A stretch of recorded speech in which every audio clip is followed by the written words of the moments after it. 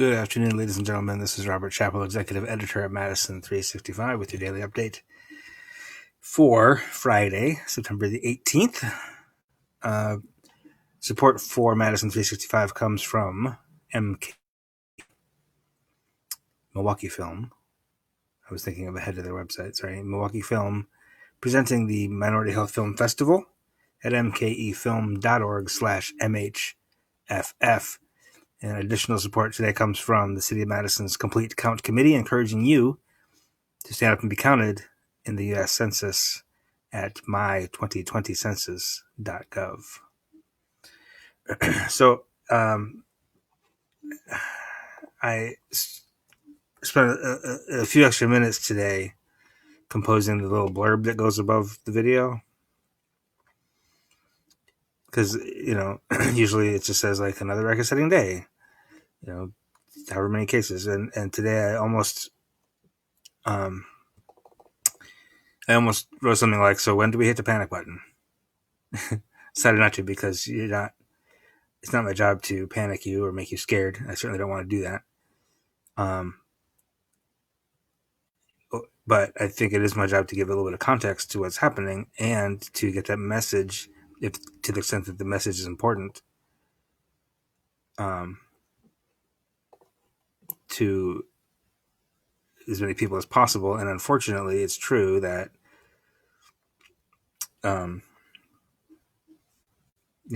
more people tune in for if I light my hair on fire and start to panic. I don't need the numbers. I don't want to.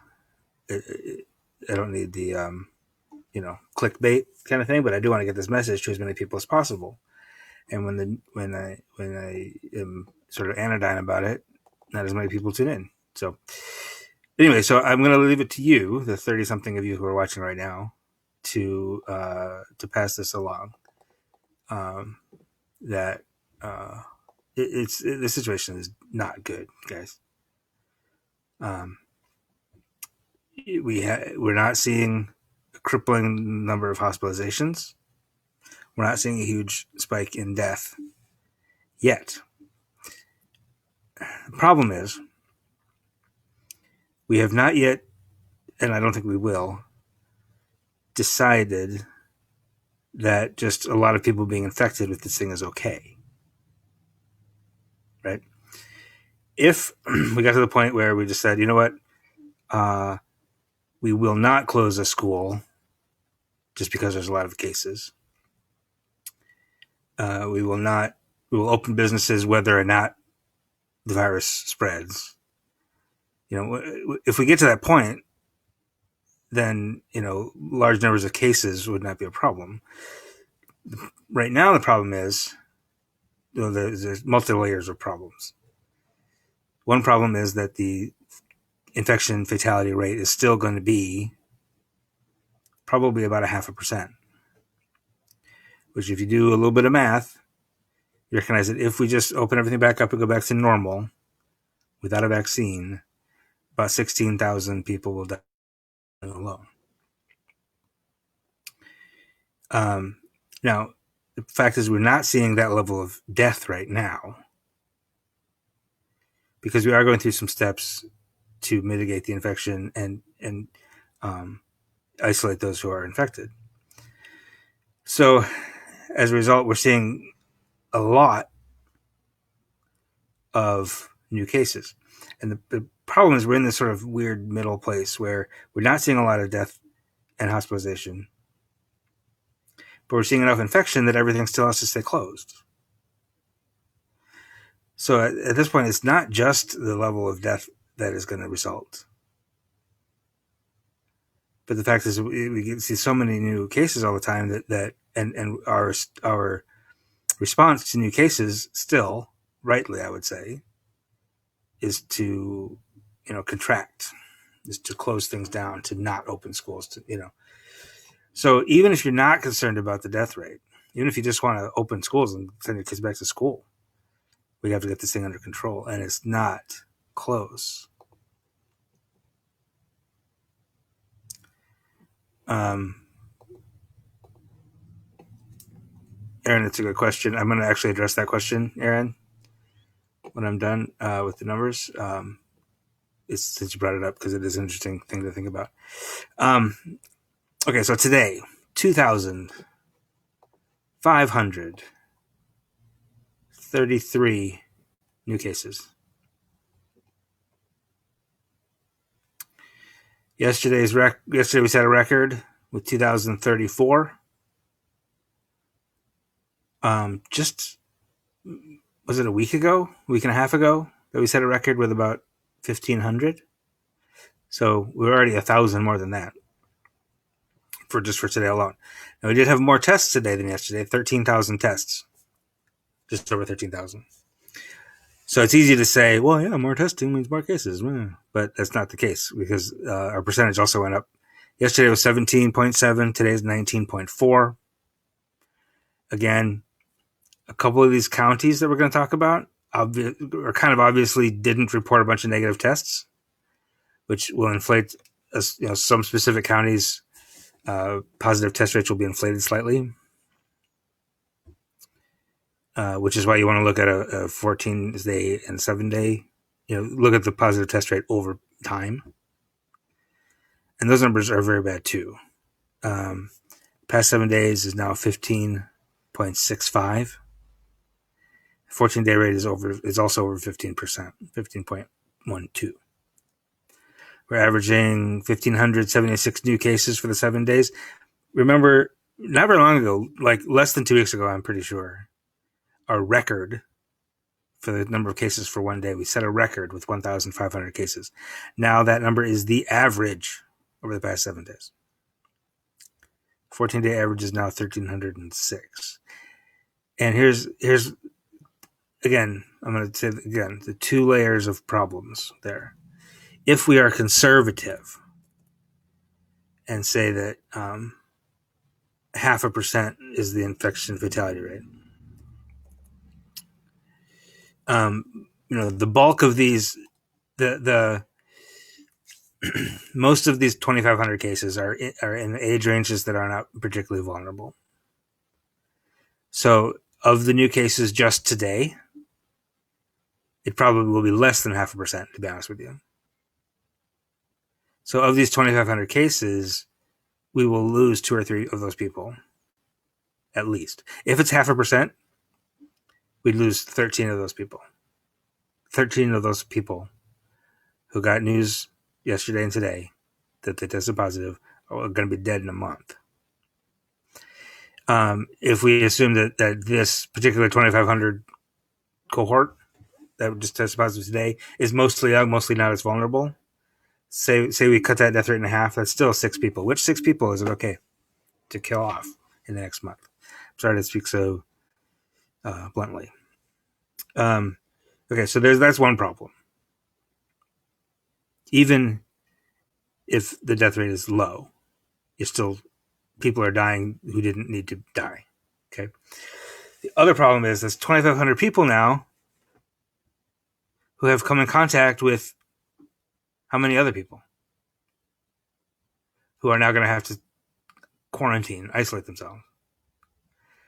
So that's, say each of those 2,500 people has been in contact with 5 other people in the past week, on average.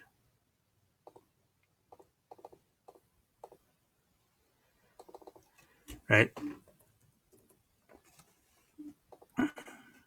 And let's say that's another 12,000 people in Wisconsin who now have to take extra steps to stay home and stay isolated and be super, super careful. And they're 12,000 more lives that are just completely disrupted.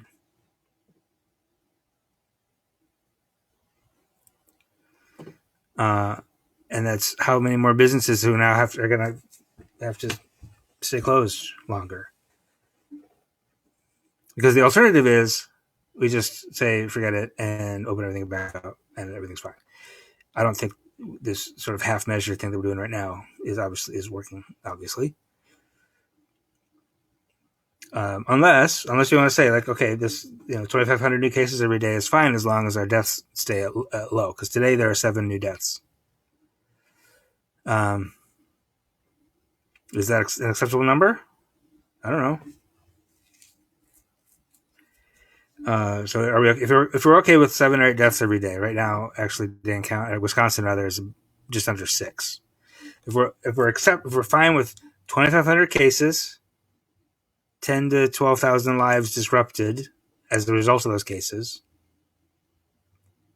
and then 6 or 7 deaths every day, then we can keep hobbling along at this rate. We'll be in virtual school for a very long time. If we do that, if we kind of stay in status quo, kind of this half thing that we're doing now, I guarantee you the rest of the school year will be virtual for college and U12. I can't imagine they'll actually stick with basketball in the winter. I know WEAC, the Division III schools in Wisconsin, have basically canceled their winter seasons. And I went to UW Platteville, and we won 2 national championships while I was there. So that's not a small deal for those Division III schools either. But so if we're not going to just open everything up, and we're not going to really lock everything back down, we're going to keep doing this. We're going to keep limping along at 2,500 cases, and there's no mitigation right now. There's literally nothing in place that makes me think that is going to go down anytime soon. There's no way that it can. That's not how viruses work. Viruses don't naturally go down, right? Especially this virus is particularly virulent and particularly contagious. So without any mitigation measures in place,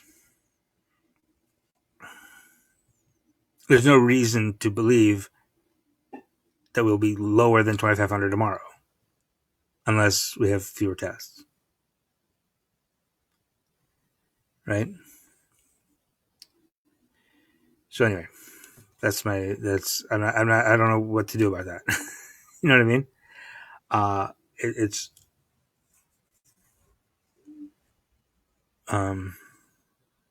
It's just frustrating that there's nothing. It's not like we're in this place. At certain points in the past, have been this place where, like, okay, well, the lockdown just went into effect, so it'll take 2 weeks, and we'll start to see them go down, and mask order just went into place, and that's exactly what we saw early in the summer after things got locked down. The numbers went down, and when we opened up again after the Supreme Court case, we did see a little spike, but then the month of June was really good. We were really in good shape for the month of June, and then it went up, and there's nothing in place. There's nothing that's happening. Nothing that's happening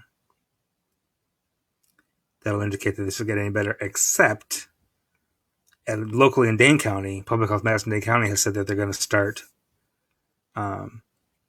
enforcing their lockdown order and start finding businesses that have people over capacity. So that might mitigate Dane County at least a little bit. That's not going to help anywhere else, really. So anyway, I'm sorry. Let me get to the numbers. It is the 14th day out of the past 15 that a positive test rate has been over 10%. That's the really big number for me. The 7 days is 15.6%. That's community spread. That's unbridled community spread, because we're not only testing positive cases, you guys. Like, we're doing a lot of testing. And at least in Dane County, we're still at like 30% of people who don't know where they could have gotten it, which is bad.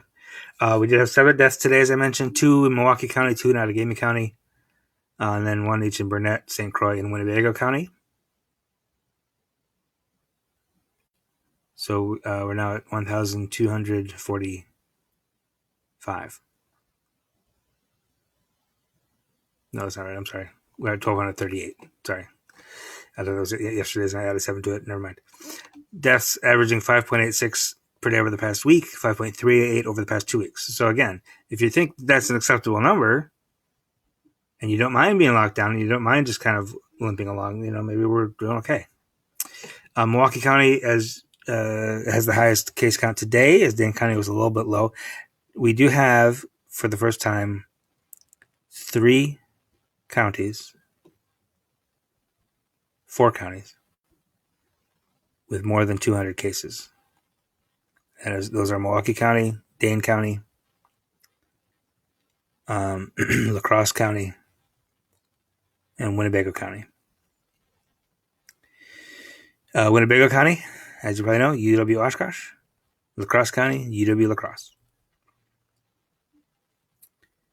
La Crosse County has 95% positive tests. I suspect, I'm going to infer, that is a combination of at least some handful of negative tests that didn't get reported. But also the fact that they probably are, at this point, focusing a lot of resources on campus, where they're likely to find positive cases. We also have many counties over 100. Brown County with 170 cases.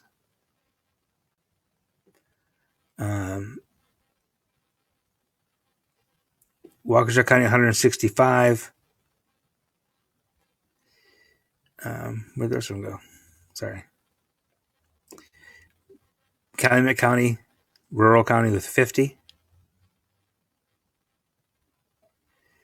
Outagamie County has 160. Rock County is 36. Sheboygan County is 98. Not quite over 100, but pretty close. Kewaunee County has 32. They're all over the place.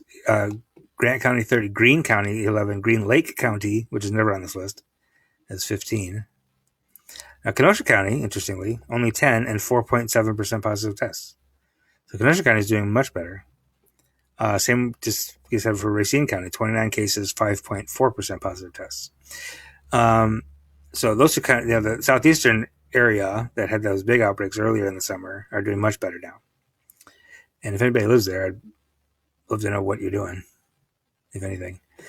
Radio transmission today, 1.21, slightly higher than yesterday. Third highest in the United States.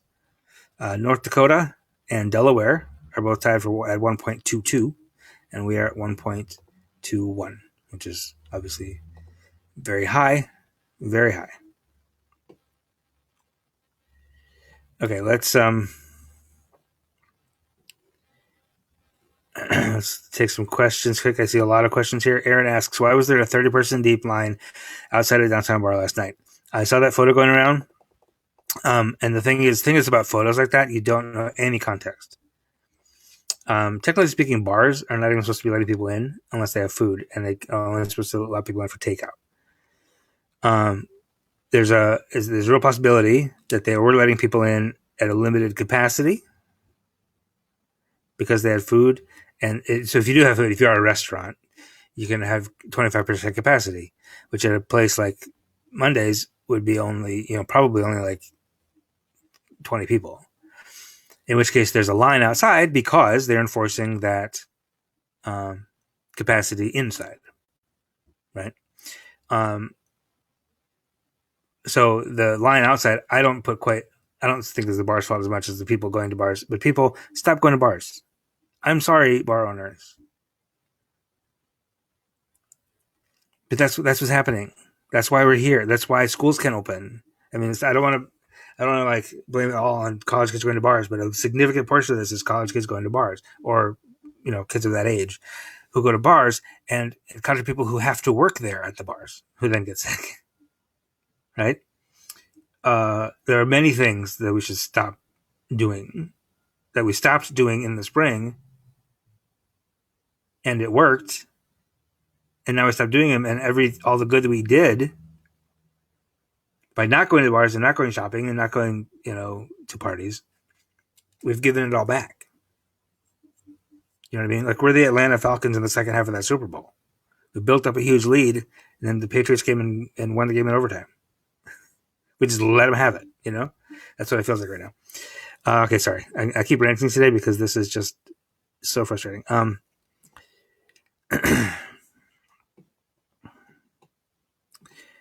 WEAC suspended. Oh, Jennifer says WEAC suspended through the December 31st. I'm sorry. Yep. They didn't. So that yeah, WEAC, the sports, did not cancel their entire seasons. They suspended to 12/31. However, I am confident that they'll cancel the entire seasons. Peggy asks, what about the long-term effects people are experiencing, like heart problems? That's absolutely right. When I was ranting before between the two options, it's basically that gets lumped into the, if you're accepting this level of death, you're also accepting this level of permanent health problems for about 20% of the people, which do in fact affect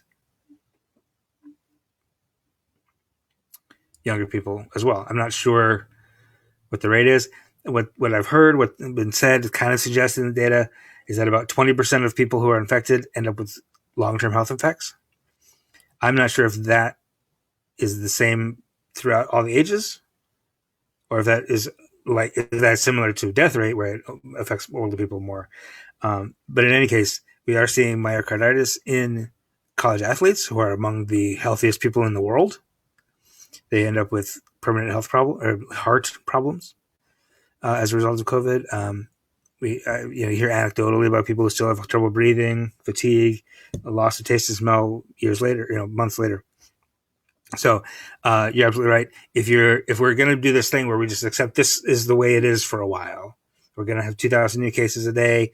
We're not going to school anytime soon. We're isolating everybody that needs to be isolated, whatever. You're also accepting 5 or 6 deaths a day, and you're also accepting several hundred people every day whose lives will not be the same for many years.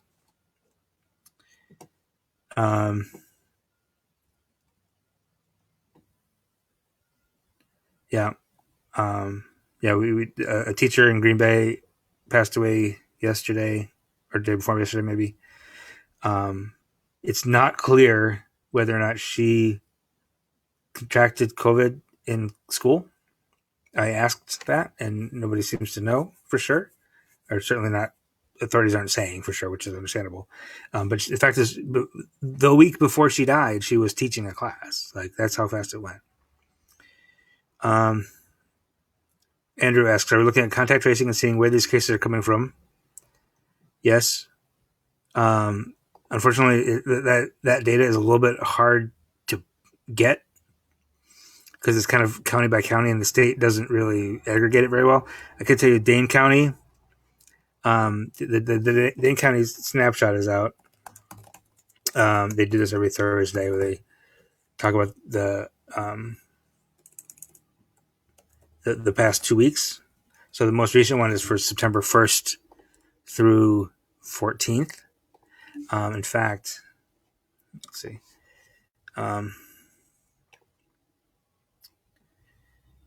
Nope, that's not what I wanted. It seemed like the clusters for this past week were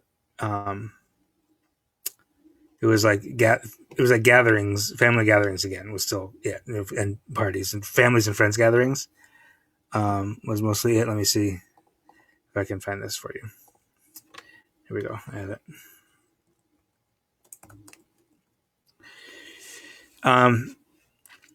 58%. This is in Dane County.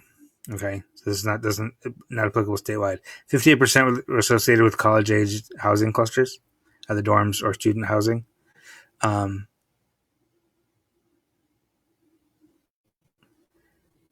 66% identified the likely source of infection as another person who had a lab confirmed case. They have 50 cases that are from UW sports teams, 22 from healthcare facilities, 13 from childcare facilities, 12 from workplaces, 8 from congregate facilities, meaning like assisted living, 8 from UW campus facilities such as dining halls, 7 from restaurants and bars, so not that many from restaurants and bars actually, 5 from weddings, 4 from churches, and 3 from other clusters. These are clusters that were able to be identified through tracing. Okay. So that's what we know. That, again, that's just Dane County, and that's just for those 2 weeks. Of the 13 cases from childcare facilities, 7 were children and 6 were adults. I will say in those 2 weeks, only 3% of all cases were children. Children make up over 25% of the population of Dane County. So, their kids are doing okay for the most part, I think. Okay. Let's see what other questions we might have. Yes, the Tavern League definitely wants to be fully open. They don't mind.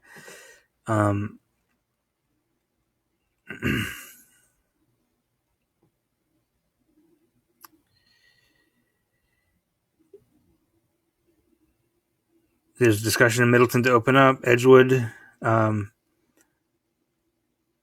Edgewood has seen a increase in cases as well.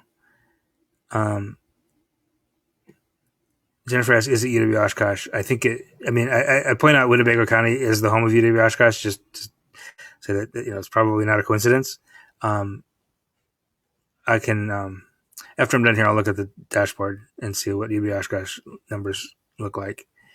They probably won't tell us much though, because those are always a couple days behind.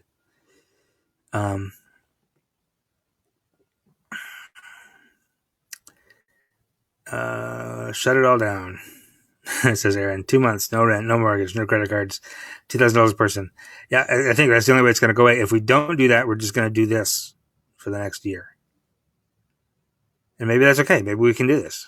Maybe we can kind of limp along and do this kind of halfway thing we're doing. I don't know. Are there any indication of stats? Anne asks, are there any indication of stats not being reported or underreported, such as hospitalizations or deaths? No. There's no indication that any stats are being underreported, except maybe deaths are tricky. I don't think that there's a significant undercount of deaths in Wisconsin right now. It's possible that there were some deaths early on that people died before they got diagnosed, but I think the death count is pretty close in Wisconsin.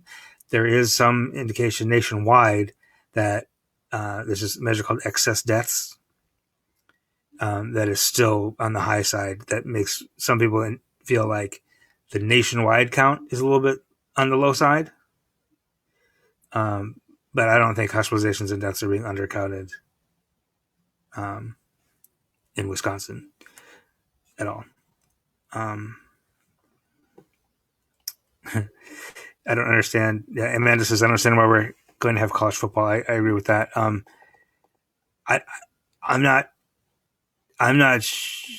concerned so much about the players, although I am concerned about the players. But if they're taken care of as well as they say they're going to be, this should be all right. But people are going to tailgate. People are going to get together, and please don't. Aaron says, yeah, the childcare facilities are important to note. A lot of them are the adults. Like, as I said, 7 children, 6 adults just in Dane County through childcare. And that not so the answer to that is not like, oh, good, it's not all kids. But what that says is, like, there's 6 childcare teachers who are now out of commission for 2 weeks. Is that okay? And same thing will happen in schools. Jennifer looked it up. Thank you, Jennifer, for doing that. 95 kids at UW Oshkosh on the 17th, which was yesterday, which is the same day that most of those Winnebago County. So yeah, UW Oshkosh, it looks like would have been, a little less than half of Winnebago County's cases. So which means that Oshkosh and surrounding areas would have been a pretty big number today, even without UW Oshkosh. Winnebago County is usually not in the triple digit range. So thank you for looking that up, Jennifer. I appreciate it.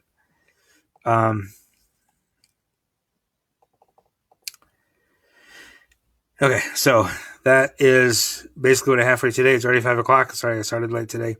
One other story I want to mention to you is, you'll remember, a lot of you, I'm sure, will remember Tony Robinson was shot and killed by a Madison police officer 5 years ago. His sister was 10 at the time, and she grew up into what, by all accounts, is a very caring and upbeat young lady who was 15, and when she was killed in a car accident 2 weeks ago today. And her mother, Andrea Irwin. Obviously, once that it went all over social media that Kyla had been killed, but wasn't confirmed in the media for several days. And I'm sure that Andrea got lots of requests to speak with media, but a representative of the family reached out to us and said Andrea wants to speak with you. So she spoke with Dave Dahmer, our editor. He wrote a very nice story this morning, a remembrance of Kyla. It's on the website. I'm pretty sure it's on the front page. Let me see if it is. It's not, actually. So I'm going to put a link in the comments to that story. I commend it to you. It's a very difficult story for him to do. It's a difficult story to read, but it's also very, a good and warm remembrance of Kyla, whose funeral will be not tomorrow, but the next week, next Saturday. Okay, so that's pretty much the news for today. If you want one upbeat note, Giannis Antetokounmpo won the MVP for the second year in a row. Only the third ever to win Defensive Player of the Year and MVP in the same season. So that story is on the website also from the Associated Press. So on that note, I will let you go. Thank you so much for your attention. Appreciate you sitting here while I rant and try to figure this out. And I appreciate you sticking through to listen to my sort of frustration. Again, we're a nonprofit news outlet, so throw us a donation if you can. Madison365.org/donate is tax deductible, and I'll keep this all free for everybody. Thanks again. Have a wonderful weekend, and we'll see you tomorrow.